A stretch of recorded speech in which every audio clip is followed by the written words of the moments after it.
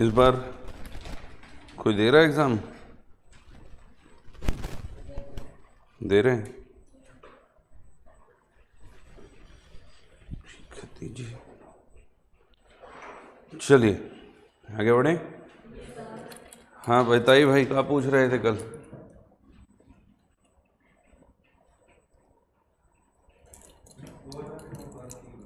दो 2000 के नोट बंद काहे हुए? भारत में सबसे बड़ा नोट कौन सा था? कल ही बताया हूँ।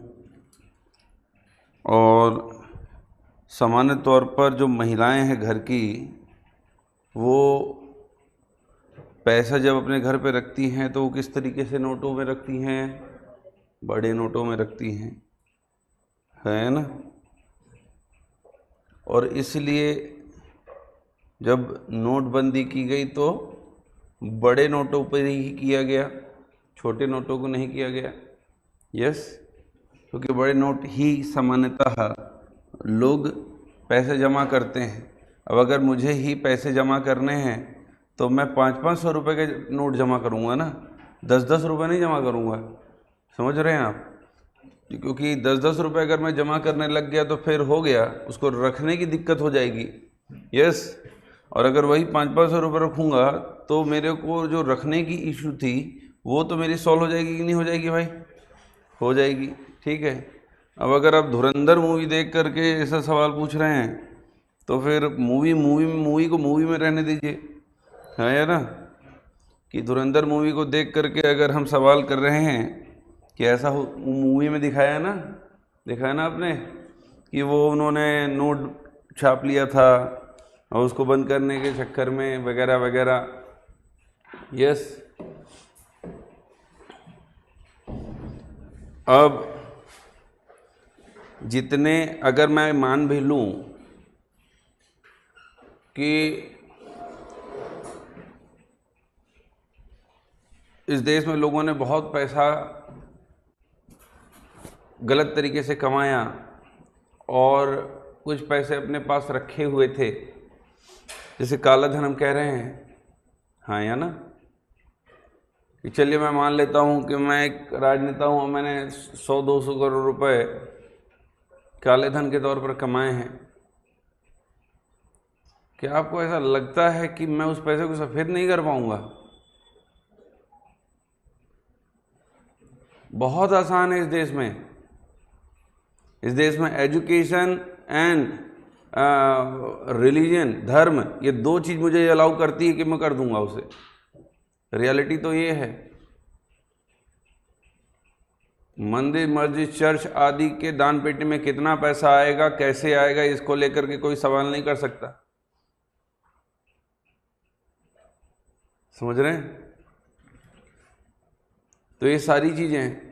और साथ ही साथ जब नोटबंदी की गई तो petrol pump, liquor shops, health facilities जहाँ जहाँ थी उन सारी जगहों पर उस समय भी बड़े नोट चल रहे थे, सरकार ने अलाउ कर रखा था। तो ये क्षेत्र, ये अड्डा बन गए थे उन लोगों के लिए सामान्य तौर पर जिन्हें अपने काले को सफ़ेद करना था, और लोगों ने किया भी है। और सरकार का डेटा भी कहता है कि जितना नोट था सब सरकार के पास पहुंच गया, कुछ को छोड़ के। और कुछ इसलिए नहीं पहुंच पाया क्योंकि कई लोगों ने अपने यहाँ पैसे रखे थे और वो भूल गए थे कि कहाँ रखे हैं। उसकी वजह से, क्योंकि अभी भी मैं न्यूज़ देख रहा था कुछ दिन पहले ही कि वो बैंक के लॉकर में उन्होंने पैसा रख दिया था और बैंक के लॉकर में ध्यान नहीं दिया। उनके 2-3 लॉकर्स थे, एक लॉकर पे पुराने नोट थे। बाद में उन्होंने अभी वो शादी वादी कुछ घर में थी, खोला तो देखा रे यार इसमें इतने पुराने नोट हैं। तो इस तरह के कई लोग हैं जिनके पैसे वहाँ नहीं पहुँच पाए, है ना। नहीं तो बेसिक जो कॉन्सेप्ट था उसके पीछे का वो था फाइनेंशियल इंक्लूजन, है ना, वित्तीय समावेशन, ताकि फालतू में पड़ा पैसा सिस्टम का हिस्सा बन जाए, है ना, और वो देश के ग्रोथ के क्या आए, काम आए। समझ पा रहे हैं? ये चीज़ें हैं। अगर हम देश के बाहर है ना, विदेशों में बात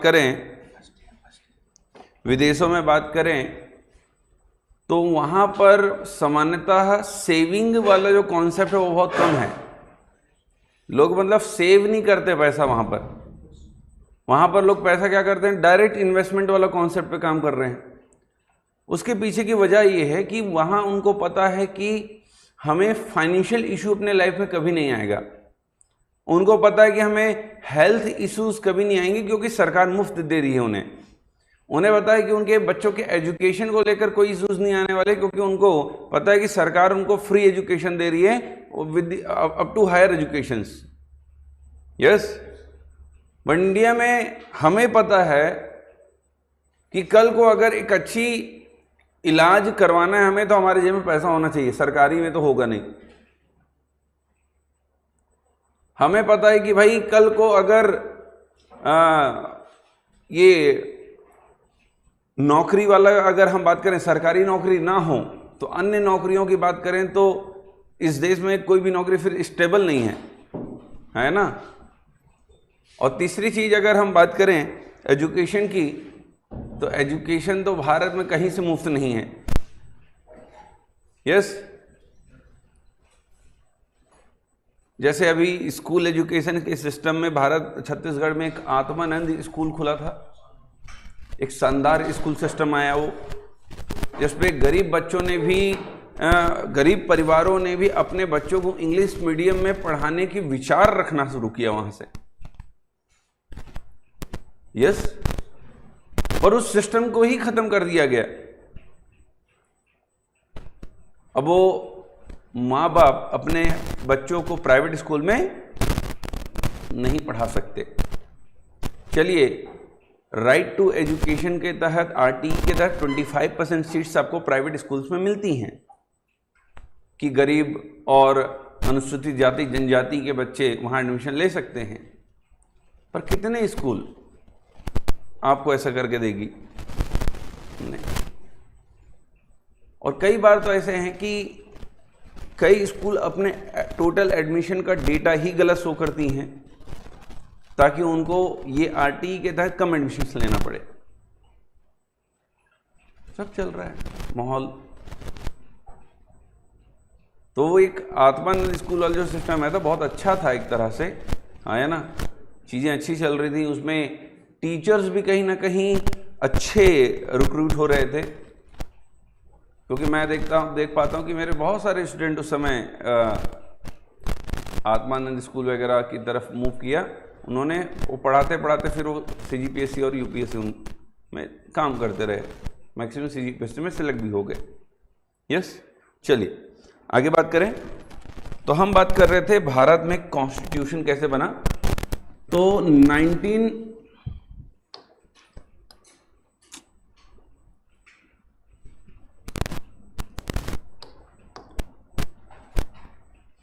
1946 में भारत में कैबिनेट मिशन आता है। कैबिनेट मिशन भारत में एक प्लान देता है, एक योजना देता है, और इस प्लान के तहत, इस योजना के तहत भारत में एक संविधान बनाने के लिए संविधान सभा, कॉन्स्टिट्यूएंट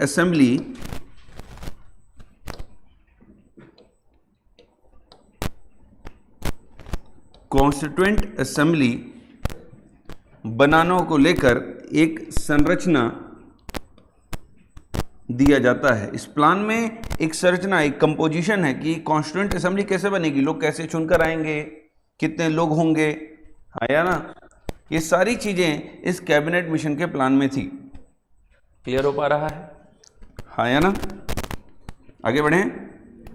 फिर ये हो गया ना, 1946 में कैबिनेट मिशन आया, उन्होंने प्लान दिया, और किस चीज के लिए, कि भारत का खुद का क्या होगा, कॉन्स्टिट्यूएंट असेंबली होगा, संविधान सभा होगा, जो भारत का क्या बनाएगा, संविधान बना कर देगा।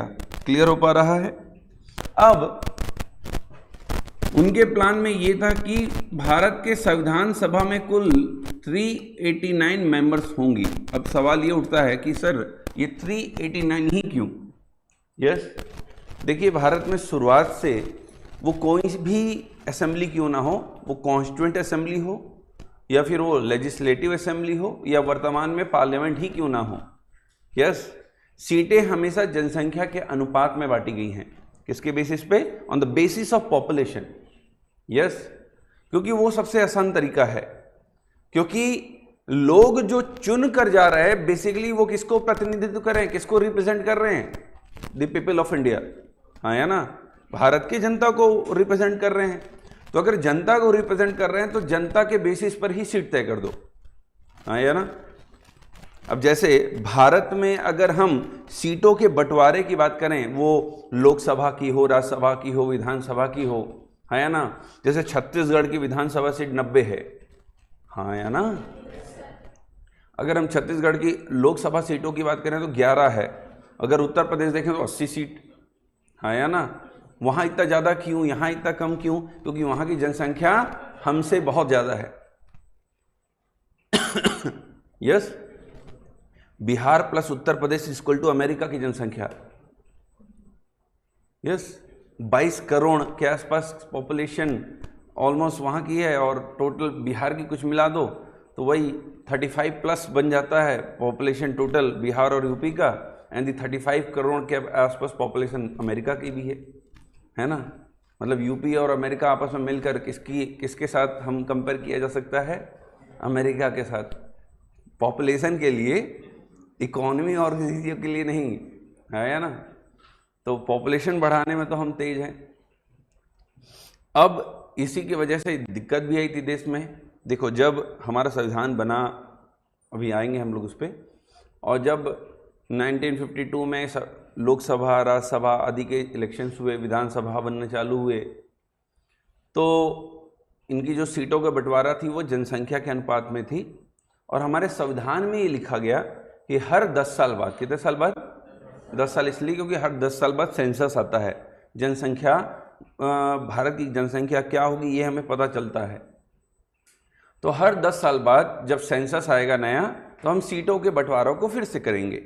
ये नियम था, है ना। डिलिमिटेशन कमीशन बनाएंगे इसके लिए। क्या बनाएंगे?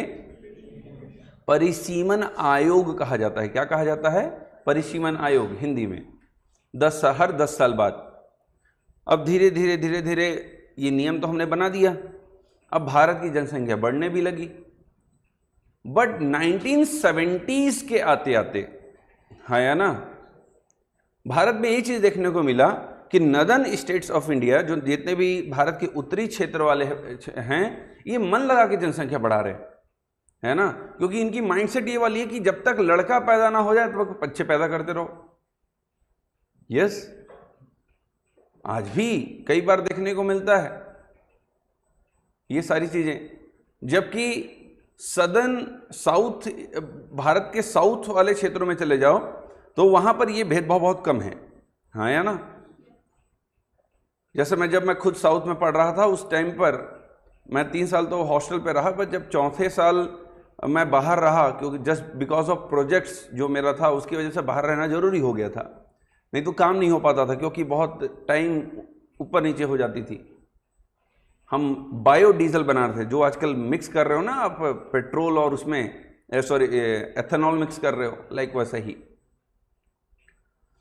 तो उस समय हम बायोडीजल बना रहे थे, तो बाहर रहना पड़ा। तो जिनके यहाँ मैं रेंट पे रहता था, है ना, उसकी केवल एक ही बेटी थी, और वो कहते थे कि मैं तो केवल इसी को पढ़ाना चाहता हूँ बढ़िया से। मतलब उनका माइंडसेट ये नहीं था कि लड़का होगा तभी अच्छा, उनके पर्टिकुलर चीज़ों को लड़की भी आगे लेकर जाएगी, उनकी सोच ये थी। तो इसीलिए वो हम दो हमारे दो के कॉन्सेप्ट्स को समझते हैं कई बार, और वो चीज़ उस समय भी समझते थे। तो भारत में जब पंचवर्षीय योजना बहुत सारी आई, और उसमें ये बात किया गया कि भारत में जनसंख्या नियंत्रण लाया जाए, हाँ या ना, तो उस दौरान साउथ के स्टेट्स ने इसको अच्छे से फॉलो किया, जबकि नॉर्थ के स्टेट्स ने इसे फॉलो नहीं किया। मन लगा कि जनसंख्या बढ़ाई, लालू के 10 लाल।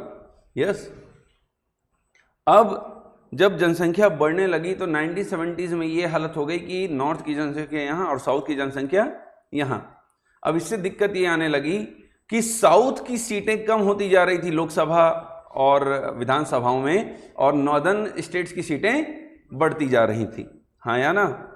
तो फिर साउथ के जितने भी नेता लोग हैं, वहाँ के मुख्यमंत्री वगैरह, उस समय वो इंदिरा गांधी से आकर मिले और इंदिरा गांधी से कहा, मैडम ये ऐसा कैसे, आप एक बोल रहे हैं जनसंख्या नियंत्रण करो, हम कर रहे हैं और नॉर्दर्न के स्टेट्स नहीं कर रहे हैं, हमें नुकसान हो रहा है, हमारी सीटें कम होते जा रही है, उनकी बढ़ती जा रही है। यस, तो फिर मैं जब लोकसभा पढ़ाऊंगा तो वहाँ पर आऊँगा फिर उस समय इंदिरा गांधी के कार्यकाल के दौरान 42वां संविधान संशोधन किया गया। कौन सा? 42nd कॉन्स्टिट्यूशनल अमेंडमेंट एक्ट 1976, जिसके थ्रू फिक्स कर दिया गया कि ये जो सीटों का बंटवारा है लोकसभा विधानसभा आदि का, ये 1971 की जनगणना के आधार पर होगा। और आज भी ये जो सीटों का बंटवारा है कौन सी जनसंख्या के आधार पर है? 1971 के सेंसस के अकॉर्डिंग। आज के सेंसस के अकॉर्डिंग नहीं है, ये 1971 के सेंसस के अकॉर्डिंग सीटों का बंटवारा है। आज की जनसंख्या के अनुसार सीट बांट देना तो पूरी सीट उत्तर प्रदेश लेकर चल जाएगा। भाई तुम भी देख लो ना, तुम्हारी जनसंख्या कितनी है? 2 करोड़ 55 लाख है ना, 45,198 है ना। हमारी जनसंख्या है 2011 के हिसाब से छत्तीसगढ़ की 255,45,198, यही जनसंख्या है ना छत्तीसगढ़ की। बट अगर उत्तर प्रदेश की बात करें तो करीब करीब 22.5 करोड़ जनसंख्या है 2011 के सेंसस के हिसाब से। अभी 2021 का आने तो दो, 30 पहुंच जाएगा वो। यस, तो मन लगा के वहां पर जनसंख्या वृद्धि हो रही है।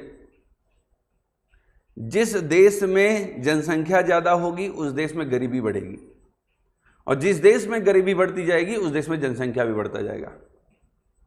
इसके पीछे की वजह ये होती है कि जैसे एक गरीब व्यक्ति कैसे सोचता है, समझिए, एक अमीर व्यक्ति जो नौकरी कर रहा है उसका माइंडसेट ये होता है कि यार मैं तो सरकारी नौकरी भी कर रहा हूँ, तो भी मान लीजिए कि सरकारी नौकरी कर रहा हूँ तो यार अगर मैं मान लेते हैं कि ऊपरी कमाई नहीं है उसकी, तो है ना, तो मेरी माइंडसेट है यार 60,000 रुपये तनख्वाह पा रहा हूँ, एजुकेशन भी देखना पड़ेगा बच्चे का वगैरह वगैरह सारी चीज़ें, तो माइंडसेट ये रहेगा कि कम बच्चे हों तो ज़्यादा अच्छा चलेगा ज़िंदगी, या फिर पति पत्नी को दोनों को काम करना पड़ेगा तो बेहतर होगा, ऐसा माइंडसेट बनेगा, हाँ या ना। अब वही कई बार जो गरीब आदमी है ना, वो किस तरीके से सोचता है कि वो ये सोचता है, जैसे एग्जाम्पल के लिए कि जो मजदूर और वर्ग में कई बार देखा जा रहा है, और कई बार ये जो अब रोडों में भीख मांगते हुए लोग देखते हैं, इनको भी देखिए आप। इनका माइंडसेट है कि एक लड़का पैदा करूँ तो 500 मिली एक दिन के, 2 लड़का हो ही तो 1000 रुपया जाही, और 3 जन हो ही कतका ही 1500 मिल जाही। यस,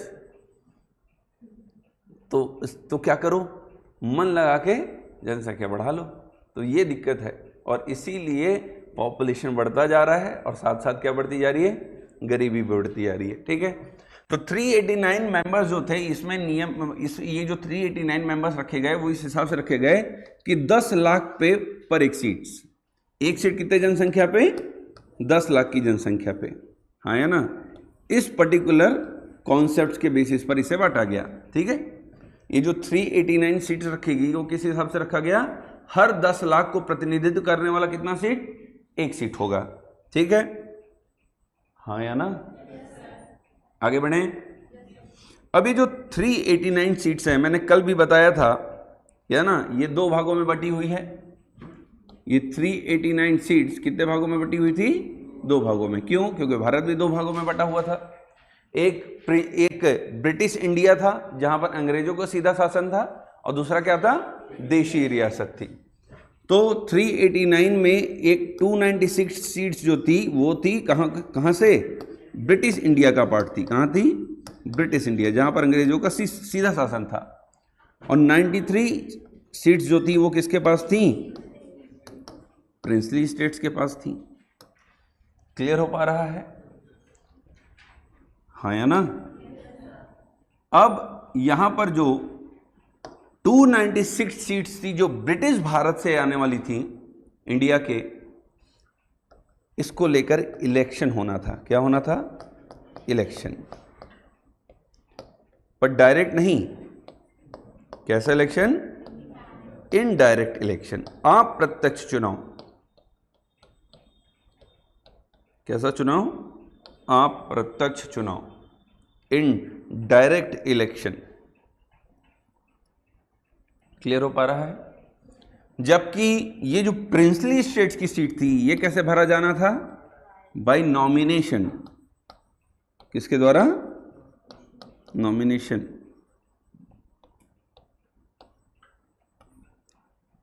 हाँ है ना, नॉमिनेट करते वहां के जो राजा महाराजा थे, यहां पर क्या होगा? चुन कर आएंगे 296 लोग। संविधान सभा में, कॉन्स्टिट्यूएंट असेंबली में कुल कितने लोग बैठेंगे? 389, जिसमें से 296 लोग कैसे आएंगे? इलेक्ट होकर आएंगे। जबकि 93 मेंबर्स को वहां के जो राजा या महाराजा होंगे, किंग होंगे, वो नॉमिनेट करेंगे, है ना। शुरुआत में प्रिंसली स्टेट्स के जितने भी राजा महाराजा थे वो पार्टिसिपेट ही नहीं किए कॉन्स्टिट्यूएंट असेंबली में, संविधान सभा में, पर समय के साथ वो भी संविधान सभा में जुड़े। एक समय आया कि वो भी कॉन्स्टिट्यूएंट असेंबली में जुड़ गए, पर उन्होंने खुद को ही नॉमिनेट कर लिया, मैं खुद को चुनता हूं, ऐसा वाला। यस, क्योंकि मैंने फिर से बताया कि राजा महाराजा हमेशा डरते थे। उनको डर ये था कि अगर हम किसी और को नॉमिनेट करके संविधान सभा में भेज देंगे तो जो पावर है वो किसके पास शिफ्ट हो जाएगा? उस व्यक्ति के पास जिसको मैंने भेज दिया। समझ में आ रहा है भाई? मान लेते हैं ये क्लास है, इस क्लास का राजा भी मैं हूं, हाँ या ना। और अगर मैंने पर्टिकुलर इनको नॉमिनेट करके भेज दिया कि जाइए मैडम आप रिप्रेजेंट करिए इस क्लास को, इस प्रिंसली स्टेट को रिप्रेजेंट करिए संविधान सभा में, आप जाइए, है ना। जब इस संविधान सभा में चले जाएंगे तो एक समय आएगा कि इस प्रिंसली स्टेट का पावर मेरे हाथ में ना रह के कहां शिफ्ट करा जाएगा? इनके हाथ में चला जाएगा, हाँ या ना। इसलिए समय के साथ जब राजा महाराजा देसी रियासत जो थी ये संविधान सभा में जुड़ी भी, तो किसको नॉमिनेट किया इन्होंने? अपने आप को ही, खुद को ही, हाँ या ना। अब देखिए, तो इनडायरेक्ट इलेक्शन और नॉमिनेशन। तो अगर आपसे पूछा जाए संविधान सभा की सीटें कैसे भरी गई थी, तो क्या बोलेंगे? क्या? और हाँ, लिखिए नोट डाल के, पार्शली indirect election and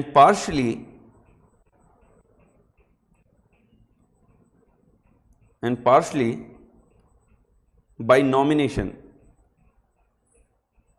आंशिक रूप से अप्रत्यक्ष रूप से चुनाव और आंशिक रूप से मनोनीत सदस्य। ठीक है भाई, आंशिक तौर पर इस लाइन को ध्यान रखना है, ठीक है। ना बोलना है अप्रत्यक्ष, ना बोलना है प्रत्यक्ष, ना बोलना है nomination, partly indirect election and partly by nomination, हाँ या ना। आंशिक रूप से अप्रत्यक्ष चुनाव के द्वारा और आंशिक रूप से मनोनीत द्वारा सदस्य चुने गए, चुनकर आए थे कहाँ?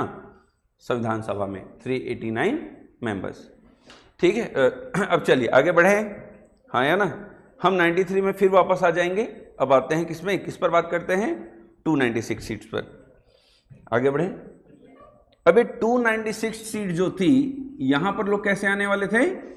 चुनकर आने वाले थे, पर कैसे? Through indirect election, direct election नहीं। डायरेक्ट और इनडायरेक्ट में क्या फर्क होता है?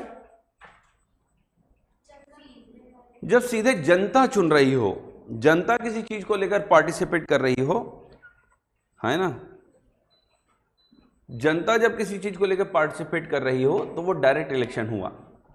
पर जहां पर डायरेक्ट जनता पार्टिसिपेट ना करती हो, हाँ या ना, हमने किसी को चुन लिया तू भी उसे चुन, यस, ये वाला कॉन्सेप्ट।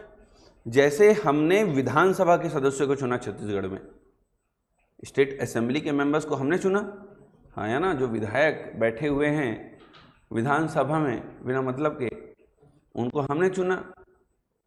और वो विधानसभा के जो सदस्य हैं वो अभी भी आपने देखा होगा छत्तीसगढ़ से राज्यसभा के सदस्यों को चुना है उन्होंने। किसको चुना है? राज्यसभा के सदस्यों को। छत्तीसगढ़ से राज्यसभा के सदस्य चुने गए हैं ना अभी, तो जो राज्यसभा के सदस्य हैं, क्या हम गए थे क्या उनको वोट करने? नहीं, उनको चुना है उन विधानसभा के सदस्यों ने जिनको हमने ऑलरेडी इलेक्ट कर रखा हुआ है। मतलब राज्यसभा का चुनाव क्या हो गया? अप्रत्यक्ष, इनडायरेक्ट, जबकि विधानसभा का चुनाव कैसा हो गया? प्रत्यक्ष हो गया। क्लियर हो पा रहा है? यस। चलिए, तो 296 में सीट जो थी ये इनडायरेक्ट तौर पर चुनी जानी थी, बट हां अब यहां पर देखिए, अब शुरुआत में मैंने आपको कल बताया था कि जो मुस्लिम लीग थी, हाँ या ना, कौन थी? मुस्लिम लीग थी। शुरुआत में वो जुड़ने के लिए तैयार थी, इसमें, इस पर्टिकुलर कॉन्स्टिट्यूंट असेंबली में, हाँ या ना, पर बाद में उसने उसका बॉयकॉट किया और वो अलग हो गई, हाँ या ना। और फिर उसने डिमांड किया लड़ कर लेंगे पाकिस्तान, ऐसा वाला, है ना। तो और फिर भारत में दंगे बढ़ने लगे और उस दंगे को ख़त्म करने के लिए भारत का पार्टीशन करना आवश्यक हो गया था, आया ना, क्योंकि उस दौरान अंग्रेज़ तो थे, फिर अंग्रेज़ों ने के माइंड में ये चीज़ चली कि भारत इस लेवल पर आ चुका है कि अगर हम आज भारत का पार्टीशन नहीं करेंगे तो हम बदनाम हो जाएंगे, क्योंकि सेकेंड वर्ल्ड वॉर ख़त्म हो चुका था, यूनाइटेड नेशन बन चुका था, हाँ या ना। अब बड़े बड़े राष्ट्रों के ऊपर दबाव था कि वो अपने कॉलोनीज़ में शांति बनाए रखें, आया ना, और भारत में दंगे भड़कने लगे थे, तो अब उनके लिए एक चुनौती हो गई थी कि भारत पे कैसे नियंत्रण पाएं। तो भारत पर नियंत्रण पाने का सबसे अच्छा रास्ता उनको ये दिखा कि क्या करो, डिवाइड कर दो। यस, इंडिया एंड पाकिस्तान, ठीक है, मुस्लिमों के लिए पाकिस्तान और अन्य सभी के लिए इंडिया, ठीक है। अब ये जो 269 सीट थी, इस पर रिजर्वेशन भी था, मुस्लिम, सिख, एंड जो मुस्लिम और सिख नहीं है वो कौन हो गया? जनरल हो गया। यस, अभी जनरल का कॉन्सेप्ट ये नहीं है ना, अभी के रिजर्वेशन में जनरल का कॉन्सेप्ट क्या है? जनरल मीन सभी के लिए वो सीटें, हाँ है ना। अनरिजर्व सीटें मीन्स क्या हो गया? वो सभी के लिए हो गई सीटें। यस, जबकि रिजर्व सीट्स केवल उन वर्ग के लिए, जैसे मान लेते हैं कि एक व्यक्ति है वो एसटी वर्ग से आता है या एससी वर्ग से आता है, आपने अपना फॉर्म जब भरा तो एसटी वर्ग से भरा, शेड्यूल ट्राइब से भरा, आपने प्रीलिम्स हो सकता है एसटी वर्ग से निकाला हो, आपने मेंस एसटी वर्ग से निकाला हो, और या फिर मान लेते हैं कि प्रीलिम्स आपने एसटी वर्ग से निकाला, उसके बाद आपने मेंस दिया, मेंस में आपने अच्छे मार्क्स गेन कर लिए, इंटरव्यू में भी आपने अच्छे मार्क्स गेन कर लिए, और आपने इतने अच्छे मार्क्स गेन कर लिए कि आप टॉप रैंक में आ गए, टॉप 10 में मान लेते हैं, हाँ या ना। अब आपको एसटी वर्ग की सीट नहीं मिलेगी, अब आप जनरल मतलब अनरिजर्व की सीट प्राप्त कर जाएंगे। मान लेते हैं, ऐसे लीजिए एग्जांपल, ये और ये दोनों एग्जाम दे रहे हैं, ठीक है, इन दोनों ने सीजीपीएससी का या यूपीएससी का एग्जाम दिया, ये भी एसटी कैटेगरी से थे, ये भी एसटी कैटेगरी से थे। अब रिजर्वेशन किस तरीके से काम करता है उसको समझिए। अब इनकी जो रैंक आई वो आई 5 है ना, और इनकी रैंक जो आई वो आई, मान के चलते हैं 150, दोनों एसटी कैटेगरी से हैं, इनकी रैंक 5 आई। ये भी डिप्टी कलेक्टर बनेंगे, ये भी डिप्टी कलेक्टर बनेंगी, पर ये बनेंगी जनरल सीट से, अनरिजर्व सीट से बन जाएंगी। ये अब एसटी की सीट खराब नहीं करेंगे, अब ये जनरल की सीट ले जाएंगे क्योंकि ये टॉप रैंक में आ गए। बट ये जो 150 में आए हैं, ये अब इनको बेनिफिट मिलेगा किसका? दी एसटी कैटेगरी का, और इनको भी डिप्टी कलेक्टर मिलेगा। पद दोनों को मिल रही हैं, पर एक को अनरिजर्व के थ्रू मिल गई और एक को कैटेगरी के थ्रू मिल गई। ऐसा कुछ नहीं है, देखिए हाँ मैं बात कर लेता हूँ उस पर। देखिए, सुप्रीम कोर्ट केवल राय दे रहा है और लॉज नहीं बना रहा है, समझिएगा मेरी बात को, क्योंकि बार बार सुप्रीम कोर्ट लोग रिजर्वेशन के मुद्दे को लेकर जा रहे हैं। तो सुप्रीम कोर्ट का मानना यह है कि if anyone already receive the benefit of the reservation, then उनके जो फ्यूचर जनरेशन है उनको उसका फायदा बेसिकली नहीं मिलना चाहिए ये। और सुप्रीम कोर्ट के एक जज ने अपने ऊपर ही टिप्पणी करते हुए कहा इस चीज़ को कि अगर मैं जज बन चुका हूँ और अगर मेरी परिवार, मेरी बेटी रिजर्वेशन का अगर फ़ायदा लेती है तो ये कहाँ तक सही है। तो इस तरीके से उन्होंने ये इस पर कमेंट किया एक तरह से। हाँ, उन्होंने प्री रिजर्वेशन के बेसिस पे निकाला, ठीक है, बाकी मेंस और इंटरव्यू में वो टॉप रैंक आ गए, ठीक है। तो यूपीएससी का जहाँ तक मैंने कहीं देखा था sir, I believe Vikas Devi sir का कोई लेक्चर था फ्री वाला, उसमें देखा था कि वो हालांकि उन्होंने टॉप रैंक पाया है, वो प्री रिजर्वेशन के बेसिस पे निकाले थे, तो उनको रिजर्वेशन वाली ही सीट मिलेगी, वो यूआर पे नहीं आएंगे। ये तो बहुत मिसकंसेप्शन है। अब इसके लिए मैं आपको एग्जांपल दे दूं, the Tina Dabi is the best example of that.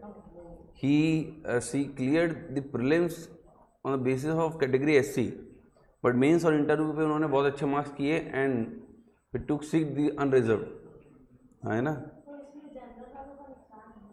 हाँ है, बट मैं हमेशा देखिए कहता हूँ कि रिजर्वेशन होना चाहिए।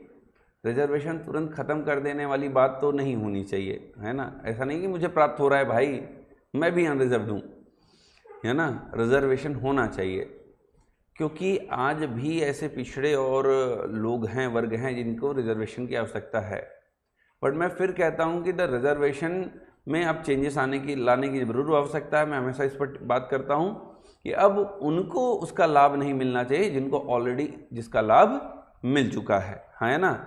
जैसे ओबीसीज में क्रीमी लेयर का कॉन्सेप्ट है, वैसे एसटी एससी में भी क्रीमी लेयर का कॉन्सेप्ट होना चाहिए कि अगर एक व्यक्ति है जो एसटी कैटेगरी ऐसी कैटेगरी से है और जिनके पिताजी भारत छत्तीसगढ़ देश के मंत्री के पद पर बैठे हुए हैं, जिनके पिताजी आईएएस आईपीएस के पद पर बैठे हुए हैं, तो उसके बच्चे को रिजर्वेशन की आवश्यकता क्यों पड़ सकती, क्यों देनी चाहिए। रिजर्वेशन तो उसको मिलना चाहिए जो बेचारा सरकारी स्कूल में जा रहा है, खाली पैर, चप्पल तक नहीं है पहनने के लिए, है ना। रिजर्वेशन तो उसको देना चाहिए जिसके पास घर में कपड़े पहनने के लिए नहीं है, हाँ या ना, और वो स्कूल ड्रेस को ही पहनकर घूम रहा है, समझ रहे हैं। रिजर्वेशन उनको मिलनी चाहिए। आज भी छत्तीसगढ़ के थोड़े वो ग्रामीण क्षेत्र में आप चले जाइए, आज भी आपको ऐसा ही माहौल देखने को मिलेगा। यस, ये वाली चीज़ है। जैसे मैं बीच में बस्तर घूमने गया हुआ था, तो एक जब दंतेवाड़ा की तरफ जाते हैं तो बीच में एक बाज़ार लगता है, मुझे नाम याद नहीं आ रहा है, वहाँ से लोग सामान खरीद कर जाते हैं, है ना। अब कई बार इतनी गरीबी है लोगों की कि बेचारे सामान तो वहाँ से खरीद लेते हैं जो भी ले दे के पैसा है, पर उस सामान को ले जाने के लिए गाड़ी नहीं कर पाते। तो जब मैं जा रहा था तो मैंने एक महिला को देखा कि वो सामान उठाकर जा रही थी। जब मैं वापस आ रहा था तो भी उस महिला को देखा कि वो पैदल रोड पे चल रही है ना, ये वाली हालत। तो आज भी गरीबी और पिछड़ापन है, और जो लाभ मिलना चाहिए उनको मिलना चाहिए, उनके बच्चों को मिलना चाहिए, ताकि आने वाले उनके भी परिवार में सुधार आए, है ना। आज आप छत्तीसगढ़ में देखिए, एक बहुत ज़्यादा चल रहा, बच्चे गुम हो रहे हैं, है ना, खासकर लड़कियां, है ना, और ये सबसे ज़्यादा ग्रामीण क्षेत्रों पर है। कहाँ है? ग्रामीण क्षेत्रों में। अभी अभी पर्टिकुलर एक बच्ची को बचाया भी हमने, वो फेसबुक के माध्यम से किसी के साथ जुड़ी, है ना, ग्रामीण क्षेत्र की थी, और ये क्या करते हैं, फेसबुक में उसके उम्र के लड़के के फोटो के साथ आईडी बनाते हैं, फेक आईडी, ताकि वो उसको ये लगे कि मुझे पसंद करता है सामने वाला, पर बेसिकली वो कैसा आईडी है, फेक आईडी है। फिर उसको पूरे समझाते हैं कि तुम ऐसे आओ वैसे आओ, यहाँ तक आओ, यहाँ से ये पकड़ो, यहाँ बस पकड़ो, यहाँ ट्रेन पकड़ो। वो लड़की बिलासपुर स्टेशन में पकड़ाई गई, है ना, बिलासपुर स्टेशन में पकड़ाई, और उसके बाद फिर उनके पेरेंट्स को उसको दिया गया, उसको समझाया गया, बेटा अभी तो तुम गए थे, हाँ या ना, ये वाली हालत है। तो ये वाली हालत पे बहुत सारी, साथ ही साथ कई क्षेत्रों में तो ये भी देखा जा रहा है, झारखंड वाले राज्यों में, जैसे राज्यों में जहाँ पर माँ बाप ही अपने बच्चों को बेच दे रहे हैं। क्यों? क्योंकि वो अपने अन्य बच्चों के खर्चे नहीं उठा पा रहे हैं, इसीलिए अपने अन्य बच्चों को बेचकर उस पैसे से अपनी ज़िंदगी चला रहे हैं। यस, जैसे झारखंड में ही एक स्टोरी मुझे अभी याद है, कुछ दिनों पहले मैंने देखी, जिसमें एक पिता और माँ ने अपने ही बेटी को बेच दिया, जस्ट बिकॉज, क्योंकि वो अन्य बच्चों को पाल सकें। जब दिल्ली से पकड़कर उसे लाया गया तब एक कहानी निकल कर बाहर आई, समझ में आ रहा है। ये वाली हालत है। तो गरीबी, पिछड़ापन बहुत ज़्यादा है। रिजर्वेशन आज भी होनी चाहिए और उसका बेनिफिट उन लोगों को मिलनी चाहिए जिसको सच में आवश्यकता है। अब समय आ चुका है कि थोड़े कानून में बदलाव हों, ठीक है। तो ये रिजर्वेशन कॉन्सेप्ट समझ में आ गया, आज कैसा चल रहा है, ठीक है। मुस्लिम, सिख और जनरल के बेसिस पे बटा हुआ था संविधान सभा की सीटें। अब यहां पर सबसे अच्छी चीज जानने वाली ये है कि मान लेते हैं कि आप मुस्लिम सीट के लिए खड़े हुए हैं, समझ पा रहे हैं, आप एक ऐसे सीट के लिए खड़े हुए हैं जो कि मुस्लिम का सीट है, जो रिजर्व है किसके लिए, फॉर द मुस्लिम। तो अब आपको जो वोट करेगा, इनडायरेक्ट इलेक्शन है, ठीक है, आपको जो वोट करेगा वो भी कौन होना चाहिए, मुस्लिम को मुस्लिम के प्रतिनिधि ही चुनेंगे, सिख को सिख, और उसके बाद जितने लोग बचे वो क्या हो गए, अन्य हो गए, जनरल हो गए, सामान्य हो गए। समझ में आ रहा है। कुछ इस तरीके से यहां पर रिजर्वेशन का कॉन्सेप्ट रखा गया था, कहां, संविधान सभा के 296 में। अब क्योंकि मुस्लिमों के लिए रिजर्वेशन था तो पर्टिकुलर मुस्लिम लीग को ये लगता था कि इस सारी सीटों पर कौन इलेक्ट होकर आएगा, मुस्लिम लीग, बट ऐसा हो नहीं पाया, आया ना। और इसीलिए फिर बाद में मुस्लिम लीग ने संविधान सभा का क्या कर दिया, बॉयकॉट किया, है ना, कि हम संविधान सभा में नहीं जुड़ना चाहते। अब पर्टिकुलर इलेक्शन हुआ कैसे, अब देखिए, यह है भारत की आम जनता जिसका कोई काम नहीं है, यस। अब देखिए इलेक्शंस, क्या सरकार भी बहुत बढ़िया इलेक्शंस वगैरह को लेकर के काम करती हैं कि अगर मैं आपको ये बोलूं जाओ भाई चुनाव कर दो कई बार, तो लोग बोलते हैं यार क्या ही मिलेगा मुझे किसी को इलेक्ट करके। लोग इलेक्शन में वोट डालने ही नहीं जाते। सरकार ने सोशल मीडिया का वो अपना लिया, सेल्फी भेजो सेल्फी, हाँ या ना। अब पहले क्या होता था, लोग वोट देने आते थे तो वो घर में जो कपड़ा पहने उसी देख चले गए, लोअर टी शर्ट में, है ना। अब आजकल मैं देखता हूँ महिलाओं को, लड़कियों को खासकर, बढ़िया एकदम रेडी हो गए वोट देने। क्यों, फोटो लेना है ना भाई। तो मैक्सिमम आज कई बार वोट देने लोग जो जा रहे हैं वो जस्ट बिकॉज किस लिए जा रहे हैं, फोटोज लेनी है, सोशल मीडिया, व्हाट्सएप और इंस्टाग्राम में डालना है, हाँ ना। कई बार ये चीजें हैं, तो इसके वजह से भी कई बार वोट देने की संख्या क्या हो गई, बढ़ गई इस देश में। अब देखिए ये है इस देश की आम जनता।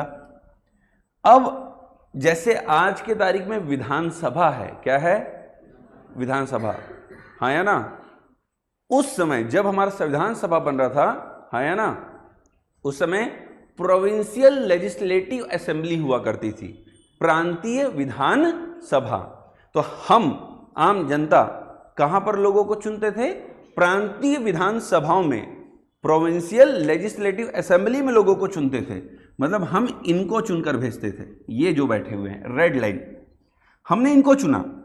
ये जो रेड लाइन में लोग बैठे हुए हैं, हमने इनको चुनकर प्रांतीय विधान सभाओं में भेजा। आ रहा है समझ में, हमने प्रांतीय विधान सभाओं में लोगों को भेजा। अब हमारा काम क्या था, इनको इलेक्ट करना। ये जो रेड लाइन वाले लोग हैं, हाँ या ना। ये इलेक्शन कैसा हो गया, डायरेक्ट, प्रत्यक्ष। अब यहां पर थे 296 मेंबर्स जिनको इलेक्ट करना था, कहां के लिए, संविधान सभा के लिए, कॉन्स्टिट्यूएंट असेंबली के लिए। अब इनको हम नहीं चुनेंगे, अब इनको कौन इलेक्ट करेगा, ये लोग जिनको हमने इलेक्ट किया। अब ये लोग इनको इलेक्ट करेंगे, बट कौन किसको करेगा, मुस्लिम सीट में जो खड़ा है उसको केवल कौन करेगा, मुस्लिम सीट, मुस्लिम प्रतिनिधि ही करेंगे।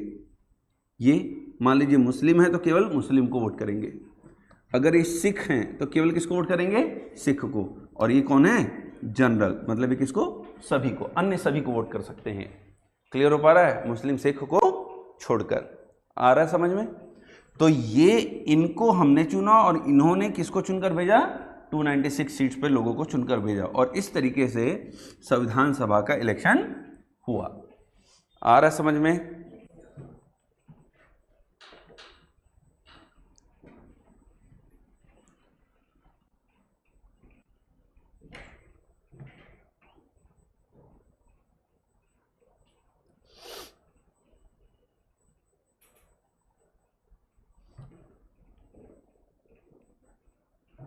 ठीक है, आगे बढ़े। बना लिया है कि बना रहे हैं? सबसे बड़ा वाला आम जनता है मैंगो मैन हम लोग, यस। और जो ये वाली लाइन है, ये है जिनको आपने चुना, और ये जो हैं वो हैं जो संविधान सभा में बैठेंगे। समझ में आ रहा है? तो प्रत्यक्ष, और इनको हमने चुना और इनको चुन लिया, तो ये क्या हो गया? अप्रत्यक्ष चुनाव। यस। जैसे एग्जाम्पल के लिए, आपने किसी को चुना और उससे विवाह किया, वो प्रत्यक्ष चुनाव था, प्रत्यक्ष चुनाव का विवाह था। पर आपने बोला अपने मम्मी पापा को देख लो, खुद नहीं गए, खुद नहीं चुना, किसने चुना? पहले जैसे होता था, माँ बाप चुन लेते थे, माँ बाप ने चुना और फिर आपने विवाह कर लिया, तो वो कैसा हो गया? अप्रत्यक्ष। डायरेक्ट इन्वॉल्वमेंट नहीं था ना आपका किसी को चुनने में। ठीक है, क्लियर हो पा रहा है? ठीक है, बस पढ़ लो, मैंने शॉर्ट फॉर्म में लिखवा दिया है, इन थ्योरीज की आवश्यकता उतनी है नहीं। 389 मेंबर्स थे, 296 कहाँ से थे? ब्रिटिश भारत से, और 93 कहाँ से थे?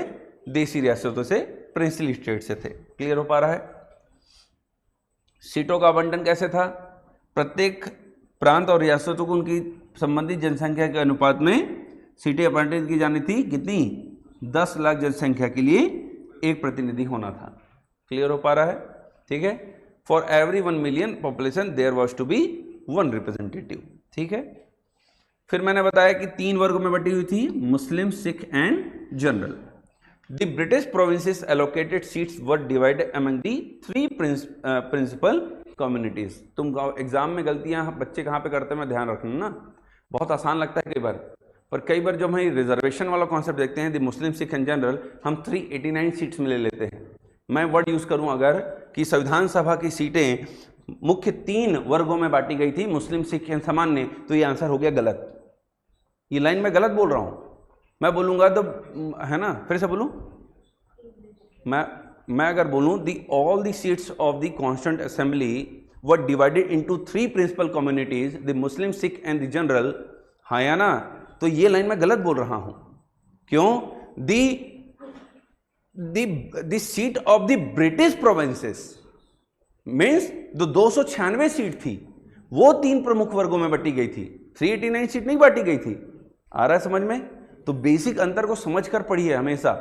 इन्हीं बेसिक चीजों में हम टफ चीज को हमेशा सही करते हैं और आसान चीज को हमेशा गलत करते हैं। ठीक है, तो याद रखना कि जो 3 वर्ग सीटें बांटी गई थी वो किसमें, कौन सी, किसको बांटी गई थी? ब्रिटिश प्रोविंस सीट को बांटी गई थी, 296 सीटों में बांटी गई थी, ना कि 389 को। आ रहा है समझ में?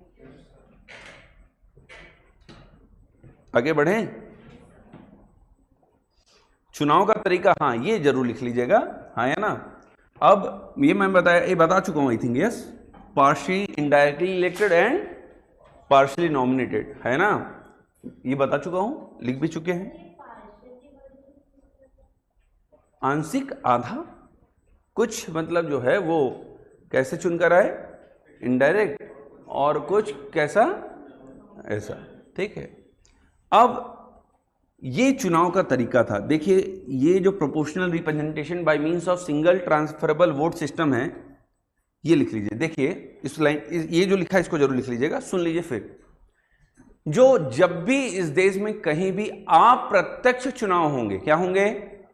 इनडायरेक्ट इलेक्शन, वहां पर आपको यही दिखाई देगा, दी एकल संक्रमणीय मत के माध्यम से अनुपातिक प्रतिनिधित्व प्रणाली, the proportional representation by means of single transferable vote system.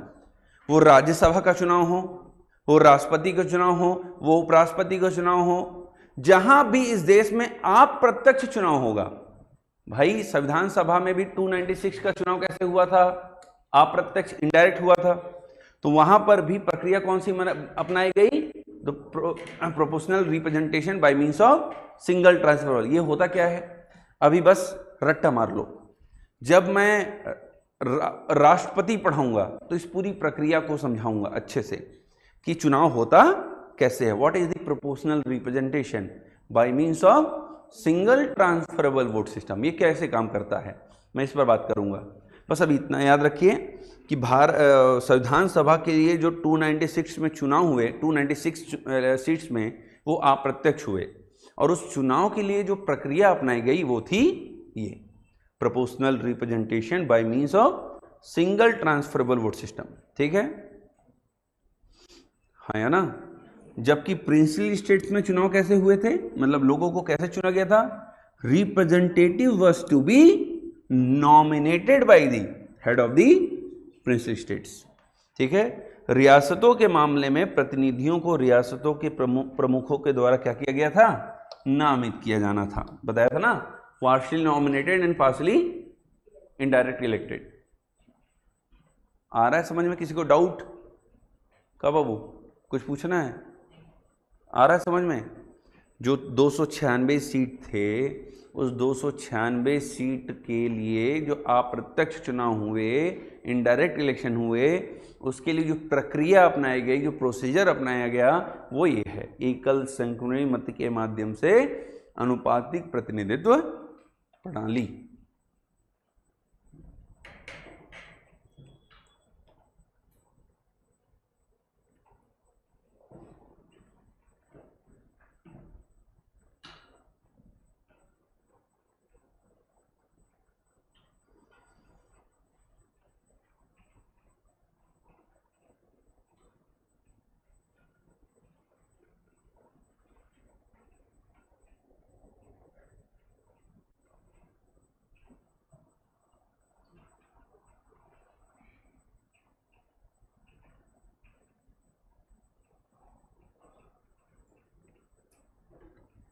अभी सुप्रीम कोर्ट में एक पिटीशन फाइल हुई थी, जिसमें ये माना ये हुआ कि जो भी महिलाएं या लड़कियां ड्यूरिंग द पीरियड्स या मेंस्ट्रुअल साइकिल, उनको छुट्टी का है ना, लीव, छुट्टी दे दी जानी चाहिए। यस, आज मैं इस पर वीडियो भी बनाऊंगा, वो यूट्यूब में मिल जाएगा आप लोग को शाम तक मेरे ख्याल से, या कल तक। तो मैं आप लोग के व्यूज़ जानना चाहता हूँ यहाँ पर, सुप्रीम कोर्ट ने क्या बोला क्या नहीं बोला, यस, और क्यों बोला, इस पर तो बात करेंगे ही करेंगे। क्या इस दौरान वर्क प्लेसेस में महिलाओं को छुट्टी देना सही है? नहीं समझ पा रहे हैं क्या आप? क्वेश्चन कर रहा हूँ मैं, क्या मैडम समझ पा रही हैं जो पूछा मैंने?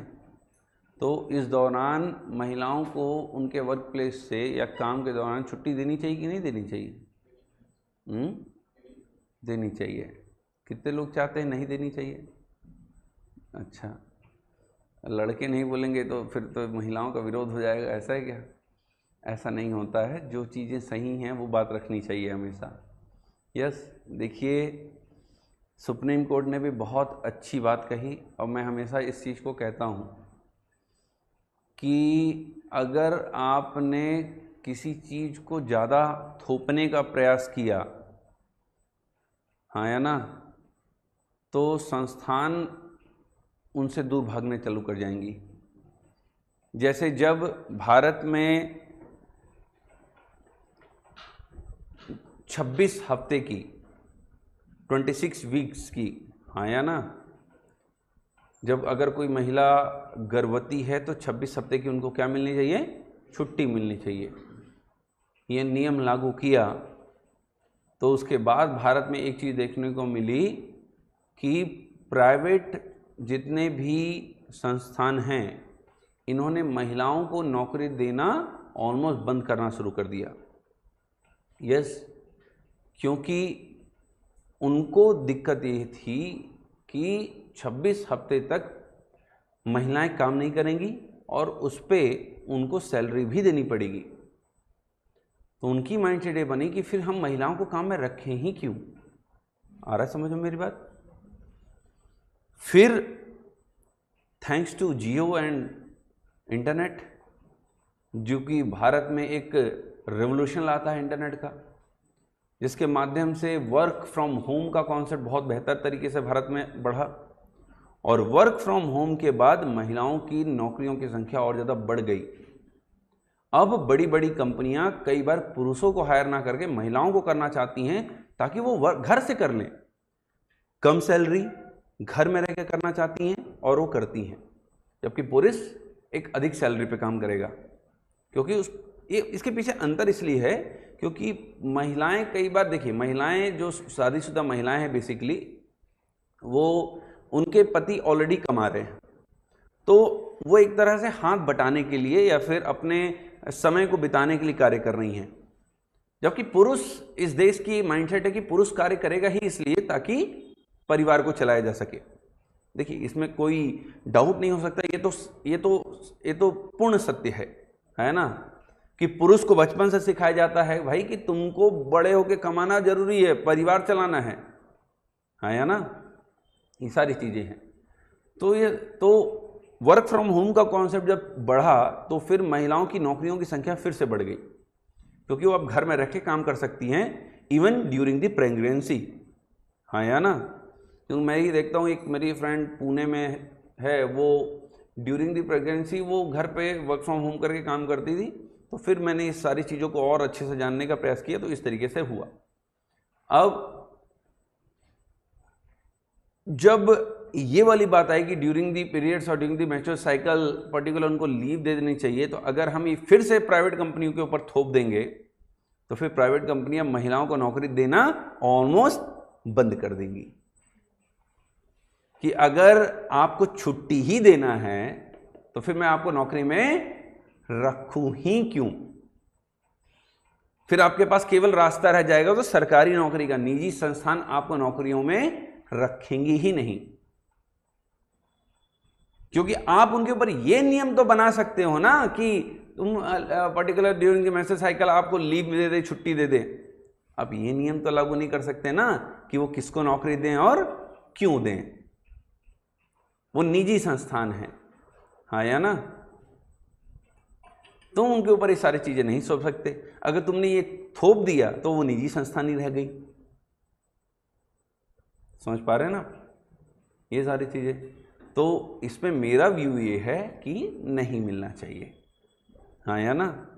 और सुप्रीम कोर्ट भी यही कह रहा है, ताकि महिलाओं की नौकरी बर्बाद मत हो जाए। ज़्यादा लाभ लोगों को बर्बाद कर देती है, जैसे भारत में आज फ्री में मिलने वाली चीज़ें।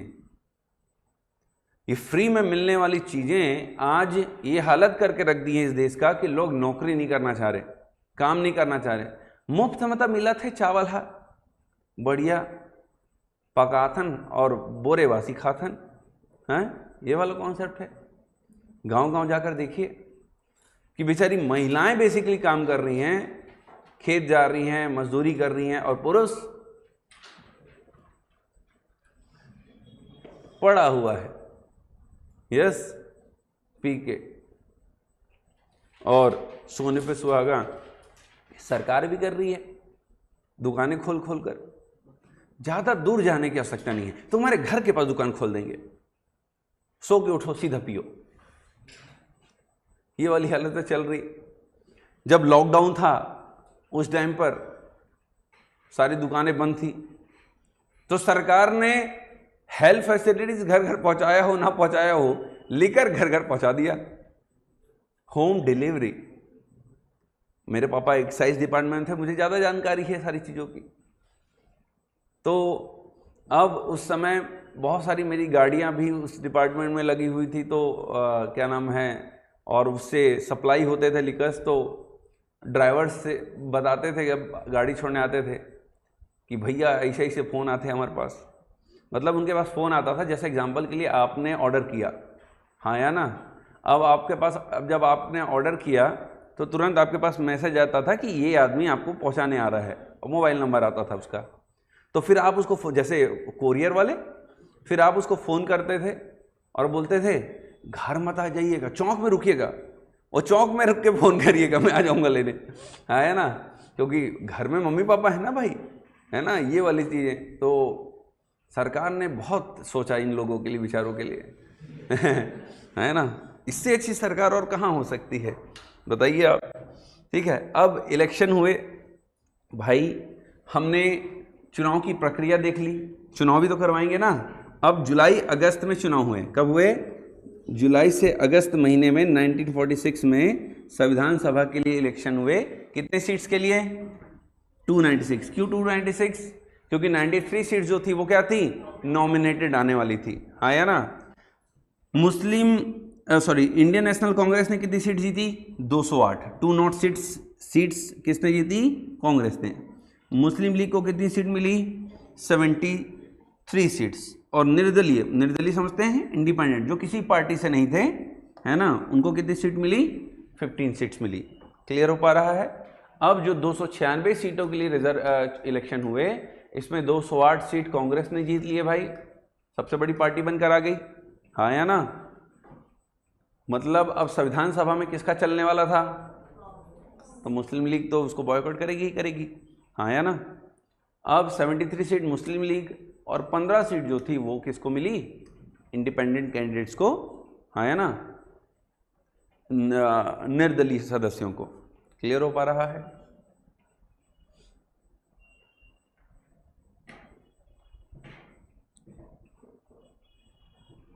ठीक है।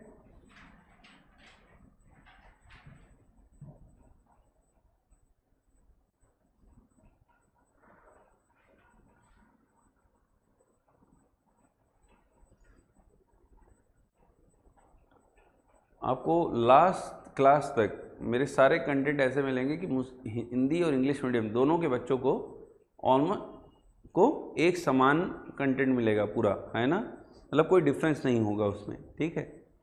आप लोगों के मेरे पढ़ाने से मुझे एक फ़ायदा ये मिला कि मेरी हिंदी ठीक हो गई, है ना। नहीं तो हिंदी बड़ी दिक्कत होती थी पढ़ने में। यस, खास करके जब मैं कभी किसी दिन तुमको वो डिस्ट्रिक्ट कोर्ट के जजमेंट दे दूँ ना अगर हिंदी वाले, तो तुम उसको पढ़ के दिखा दो और मुझे समझा दो। उसकी हिंदी इतनी क्लिष्ट होती है ना, कि कई बार वो हिंदी समझ में नहीं आते। इस प्रकार से हिंदी अब तो थोड़े सुधार हो गए, नहीं तो एफआईआर में और इन जजमेंट्स में ऐसे हिंदी का उपयोग हुआ करता था जो कि ऊपर से जाती थी, है ना। अब कई बार अब नए बच्चे भी चुनकर आ रहे हैं जुडिशरी में, तो वो इंग्लिश मीडियम से हैं, तो अब नीचे डिस्ट्रिक्ट कोर्ट के भी कई जजमेंट इंग्लिश में आने चालू हो गए हैं, है ना। नहीं तो पहले वो हिंदी में आती थी, पर सामान्य हिंदी नहीं होती थी वो, है ना। वो हिंदी का सबसे कठिन रूप हुआ करता था, जिसको पढ़ना सबसे कठिन होता था। चलिए, अब यहाँ पर सबसे इम्पॉर्टेंट ये चीज़ है कि इसको यहाँ पर सुनिए। टोटल नंबर ऑफ सीट्स कितनी थी? 389। 296 सीट जो थी वो इलेक्शन के थ्रू आई थी, और 93 सीट्स किसके लिए थी? प्रिंसली स्टेट्स की। पर वो प्रिंसली स्टेट्स ने इसमें पार्टिसिपेट नहीं किया। शुरुआती दौर पे प्रिंसली स्टेट की पूरी सीट क्या रही? खाली रही। प्रारंभ में रियासतों ने संविधान सभा में भाग नहीं लिया, क्योंकि वे ब्रिटिश प्रशासन के बाहर निकलने के बाद अपने स्वतंत्र राज्यों की स्थापना एवं शासन करना चाहते थे। उनको क्या डर लग रहा था कि अगर हम कॉन्स्टिट्यूएंट असेंबली में शामिल हो जाएंगे, संविधान सभा में शामिल हो जाएंगे, तो पावर कहाँ शिफ्ट हो जाएगा? संविधान में।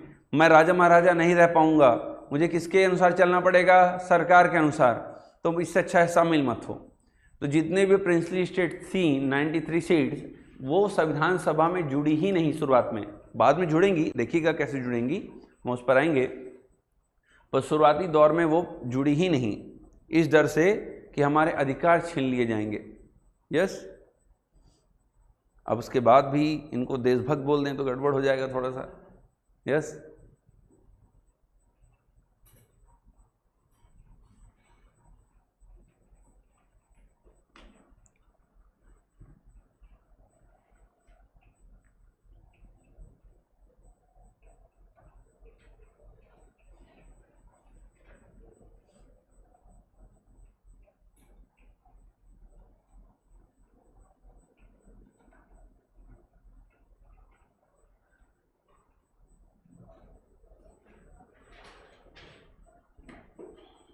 तो इस तरीके से संविधान सभा में कितने सदस्य चुनकर आ गए?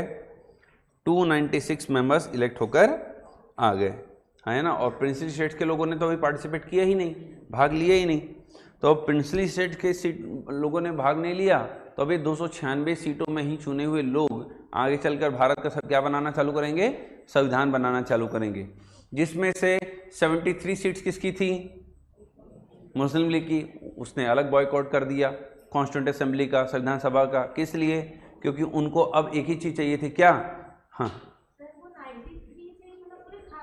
जी नहीं, क्योंकि वो नॉमिनेट करने का पावर किसके हाथ में था, राजा महाराजाओं के हाथ में। उनको डर ये था कि हमने किसी को नॉमिनेट करके भेज दिया तो भाई सिंपल सी बात है, भारत का कॉन्स्टिट्यूशन बन जाएगा और ये माना जाएगा कि उस कॉन्स्टिट्यूशन में वो राजा महाराजा भी शामिल हैं अपने क्षेत्रों के लिए, उनका प्रतिनिधित्व भी है, मतलब वो भी उस संविधान के भाग हैं, मतलब उस क्षेत्र में क्या लागू हो जाएगा, इस देश का संविधान लागू हो जाएगा। उनको डर ये था शुरुआत में, है ना।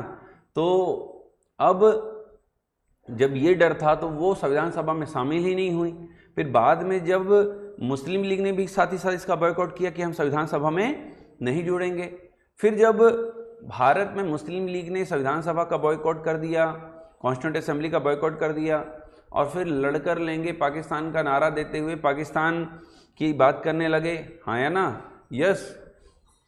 डायरेक्ट एक्शन डे बनाया इन्होंने अगस्त 1946 में और प्रत्यक्ष कार्यवाही दिवस के दिन ये नारा दिया कि भाई हम केवल किसकी डिमांड करेंगे, अब लड़कर लेंगे पाकिस्तान का नारा दिया इन्होंने, हाँ या ना। अब इसके बाद भारत में दंगे इतने भड़कने लग गए मन लगाकर हिंदू मुस्लिम के कि अब भारत का पार्टीशन करना आवश्यक हो गया था। फिर अब ब्रिटिशर्स हमें देते हैं, सुनिएगा फिर से, देखिए संविधान सभा का इलेक्शन हो गया, 296 सीट्स इलेक्ट होकर आनी थी, जिसमें से 73 सीट्स मुस्लिम लीग के पास थी। मुस्लिम लीग ने कॉन्स्टिट्यूंट असेंबली को बॉयकॉट किया, बहिष्कार किया और वो उसमें शामिल नहीं हुआ। फिर 93 सीट्स प्रिंसली स्टेट्स की थी और उन्होंने किसी को भी नॉमिनेट नहीं किया, तो भी सीट खाली रही। आ रहा है समझ में। और फिर समय के साथ जब भारत में दंगे भड़के मुस्लिम और हिंदू के, आया ना, खासकर बंगाल और पंजाब के क्षेत्रों में ये ज़्यादा देखने को मिला, मतलब जिधर से पाकिस्तान जुड़ा हुआ है और जिधर से बांग्लादेश जुड़ा हुआ है, इन क्षेत्रों में ये ज़्यादा देखने को मिला। हिंदू मुस्लिम के दंगे भड़के। जब हिंदू मुस्लिम के दंगे भड़के तो फिर ब्रिटिशर्स को ये लगा कि अब एक ही रास्ता है कि भारत को क्या कर देना, विभाजन कर देना, हाँ या ना। अब पर्टिकुलर भारत में माउंट बैटन को भेजा जाता है, हाँ या ना, वाइसरॉय के तौर पर। और माउंट बैटन भारत में जब आते हैं तो भारत में एक प्लान देते हैं जिसे माउंट बैटन प्लान या इंडिया पाकिस्तान पार्टीशन प्लान के तौर पर भी जाना जाता है, या जून प्लान भी कहा जाता है क्योंकि जून में दिया था, हाँ या ना। अब इस प्लान के थ्रू भारत और पाकिस्तान दो अलग अलग राष्ट्र बनाने की बात की जाती है। अब जब दो अलग अलग राष्ट्र बनाने की बात की जाती है तो अब यहाँ पर 3 ऑप्शंस चुने जाते हैं। पहला, ब्रिटिश, पहली चीज तो ये थी कि जो ब्रिटिश भारत के क्षेत्र थे, कौन से क्षेत्र थे, ब्रिटिश भारत के क्षेत्र।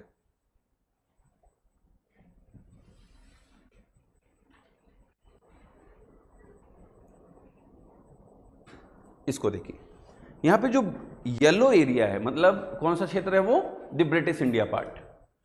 इंडिया का ये जो येलो पार्ट है वो कौन सा है, ब्रिटिश इंडिया का पार्ट है। ये जो पर ब्लू वाला पार्ट है ये क्या है, प्रिंसली स्टेट्स का पार्ट है, यस। अब जो ब्रिटिश भारत का क्षेत्र था उसके लिए कोई ऑप्शन नहीं हुआ करती थी। अगर जैसे एग्जांपल के लिए बलूचिस्तान, हाँ या ना, ये कौन सा एरिया हुआ, ब्रिटिश भारत का, और ये किस क्षेत्र में जाएगा, पाकिस्तान, मतलब ये पाकिस्तान ही बनेगा। इसके पास कोई ऑप्शन नहीं है कि इंडिया में आना चाहे, हाँ या ना। अब ये बंगाल आज बांग्लादेश है, ये इसके पास कोई ऑप्शन नहीं रहा, ये कहाँ चला गया, उस समय पाकिस्तान के पास गया, बाद में बांग्लादेश बना, हाँ या ना।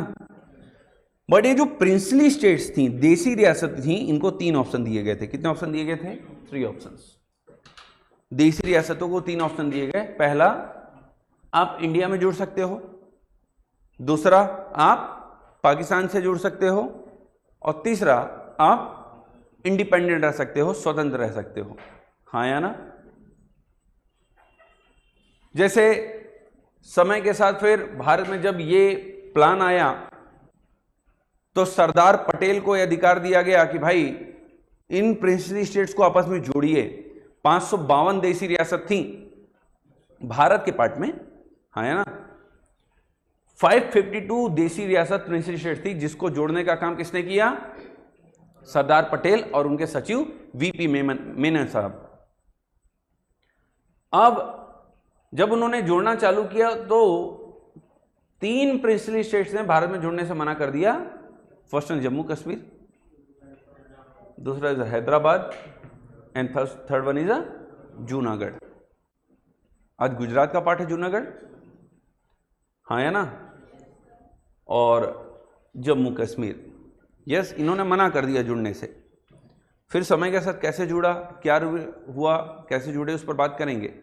फिर जब ये जुड़ गए, हाँ या ना, जब इनको हमने धीरे धीरे पार्टीशन प्लान आया और जब ये हमने इन प्रिंसली स्टेट्स को, देसी रियासतों को जोड़ा, हमारे संविधान पर्टिकुलर अपने देश में जोड़ लिया, तो एट लास्ट ये भी संविधान सभा में क्या हो गए?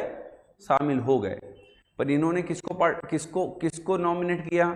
स्वयं को ही नॉमिनेट कर दिया, किसी प्रतिनिधि को नहीं चुना, वो खुद को ही प्रतिनिधि चुन लिया, हाँ है ना। जैसे आज आप देखें बहुत बड़े बड़े फैमिलीज राजनीति में दिखाई देते हैं, जो कभी राजा महाराजा हुआ करते थे, हाँ है ना। मैं नाम नहीं लेना चाहता, बट आप कई बार देखते हैं कि कई ऐसे राजा महाराजा हैं, वो हमारे राज्य में भी हैं और राज्य के बाहर भी हैं, हाँ है ना। और वो आज बहुत बड़े कई मंत्री के पद पर भी बैठे हुए हैं, कई विधायक, कई सांसद बैठे हुए हैं, और ये कभी राजा महाराजा हुआ करते थे, है ना। कईयों पर भी तो ये भी आरोप लगाया गया कि जब पर्टिकुलर 1857 का वो पर्टिकुलर क्रांति था, है ना, उस दौरान भी पर्टिकुलर उन्होंने अंग्रेजों का साथ दिया, ये माना जाता है। कई बार कई लोगों के ऊपर आरोप लगाए जाते हैं। यस, ये सारी चीज़ें हैं। बाकी ठीक है, चलिए। तो यहाँ संविधान सभा बन गया, और कल मंडे से हम बात करेंगे कि संविधान सभा ने कार्य करना शुरू कैसे किया। यहाँ पर बड़े बढ़िया इमेजेस देखेंगे हम, हाँ ना, कि संविधान सभा की बैठक कैसे हो रही थी, है ना, वहाँ पर भाषण कैसे दिए जा रहे थे, सारी चीज़ें इमेजेस के थ्रू देखेंगे तो रियल इमेज दिखाई देगी कि हमारा संविधान सभा जब बन रहा था तो प्रक्रिया का पालन किस तरीके से हो रहा था, हाँ या ना। इन सारी चीज़ों को हम करेंगे, ठीक है भैया, हाँ या ना। चलें, वो लिख के आए हो, उसको जमा कर दो। सब लिख लिए हो? अभी भी नहीं लिखे हो?